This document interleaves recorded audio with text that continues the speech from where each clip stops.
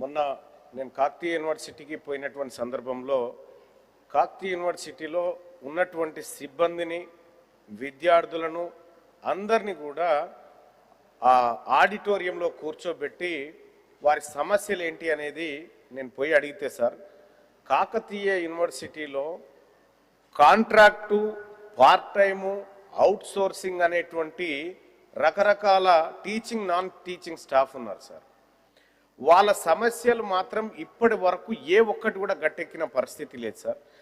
అక్కడ out sourcing వాళ్ళు part time వాళ్ళు కనీసం కాంట్రాక్ట్లో కన్నా మమ్మల్ని తీసుకోండి అని చెప్తా ఉన్నారు సార్.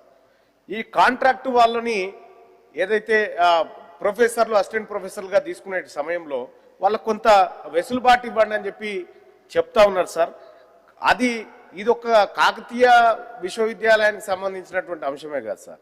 ఈ అవుట్ సోర్సింగ్ సమస్య ధర్నా పార్క్ కాడి నుంచి మొదలు పెడితే మొత్తం తెలంగాణ అంతటి ఉంది సార్.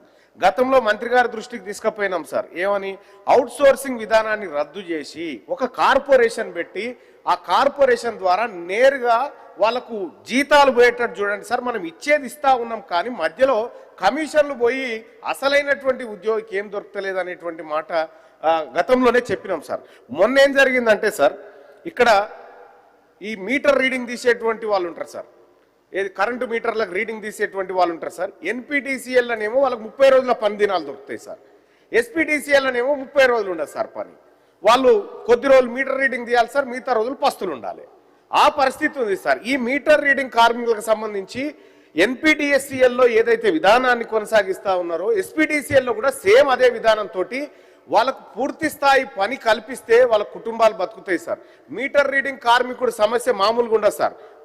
మిట్ట మధ్యాహ్నం మీటర్ రీడింగ్ దిద్దామని గేట్ వేసి ఉంటే గేట్ ఎక్కుతాడు సార్. గేట్ ఎక్కగానే వాడు దొంగ ఊరుకొచ్చి కొడతాడు సార్. వాళ్ళని వారు రకరకాల ఇబ్బందులు ఎదురవుతూ ఉంటాయి సార్.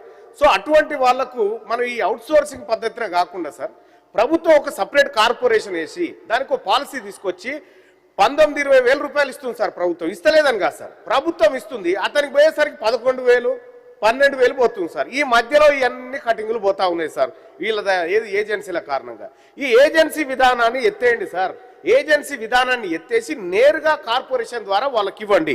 రెండోసారి ఇక్కడ ఇదే ఇందిరా పార్క్ దగ్గర సార్ మనం ప్రభుత్వం అనుమతిస్తాం. గతంలో ఇందిరా పార్క్ మూవ్ చేస్తే ఈ ప్రభుత్వం వచ్చిన తర్వాత ప్రజలు నిరసన తెలుపుకోవడానికి తమ అభిప్రాయం తెలుపుకోవడానికి ఒక వేదిక ఉండాలని ఈ ప్రభుత్వం ఇందిరా పార్క్ ఓపెన్ చేసింది సార్.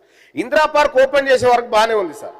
ఇందిరా పార్క్ కాడ రోజు 20 సంఘాలు లేకపోతే ప్రజలు గుంపులో వచ్చి అక్కడ ధర్నాలు చేస్తూ ఉంటారు సార్.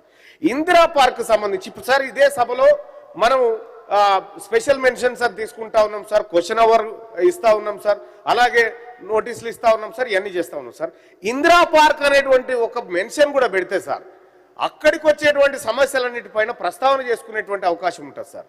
ఎందుకంటే నేరుగా ప్రభుత్వం ఇందిరా పార్క్ దగ్గర చేస్తే ఖచ్చితంగా సభలో చర్చ జరుగుతుంది, సభ దృష్టికి పోతుంది అనేటువంటి ఒక అభిప్రాయం ఏర్పడుతుంది సార్. అప్పుడు మనం ఇందిరా పార్క్ ఇచ్చినటువంటి వెసులుబాటు ఏదైతే ఉందో సార్ అది ఇక్కడ ప్రస్తావన జరిగితే పూర్తి న్యాయం జరిగినట్టు జరుగుతుంది సార్. ఇక రెండో అంశం సార్ విఆర్ఏలకు సంబంధించిన లొల్లి కూడా ఇందిరా పార్క్ అని అవుతా ఉంది సార్. నేను పోయిన విఆర్ఏలు సార్ 3,000 పైచిలకు మంది విఆర్ఏలకు ఇంకా నియామక పత్రాలు ఇవ్వలేదు సార్. కారణం ఏంటంటే సార్ ఓఎస్లు అంటే ఆఫీస్ సబార్డినేట్ గా పనిచేస్తున్నటువంటి వాళ్ళు ఎవరైతే ఉన్నారో మాకు జూనియర్ అసిస్టెంట్లు ప్రమోషన్లు వస్తాయి, మీరు నేరుగా విఆర్ఏ నుంచి జూనియర్ అసిస్టెంట్లకు తీసుకుంటా ఉన్నారు ఉన్నత విద్యా అర్హతలు ఉన్నటువంటి వాళ్ళని అని చెప్పి వాళ్ళు కోర్టుకు పోతే కోర్టు ఆపేసింది సార్. సార్ నేను ఏమంటున్నా ఫస్ట్ సబార్డినేట్ ఉద్యోగాలను ఇవ్వండి సార్. ఈ 3,000 పైచిలకు మందికి ఇప్పటికీ 600-700 మంది చనిపోయినారు సార్.